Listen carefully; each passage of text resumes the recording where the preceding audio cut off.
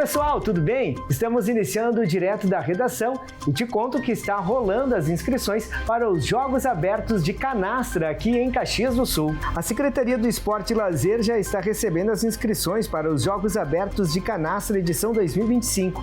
Não há limites de inscrições por bairros, mas todas as duplas inscritas devem ter um jogador reserva. E cada participante deve doar 1 quilo de alimento não perecível. As inscrições devem ser realizadas até o dia 6 de agosto.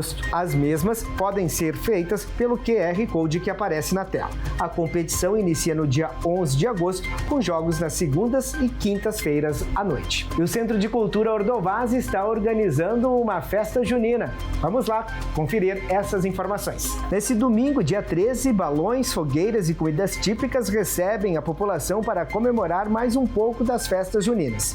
Com a entrada gratuita, o evento ocorre no Centro de Cultura Dr. Henrique Ordovás e vai contar com diversas atrações musicais, como o grupo do Mestre Russo e dança com a Escola Preparatória de Dança. O evento começa às 2 da tarde. E a Secretaria Municipal da Saúde lançou oficialmente o programa Telesaúde. Primeiramente implantado na Unidade Básica de Saúde do bairro Esplanada, o Telesaúde é para atendimentos com clínicos gerais, sendo gradualmente expandido para outros especialistas.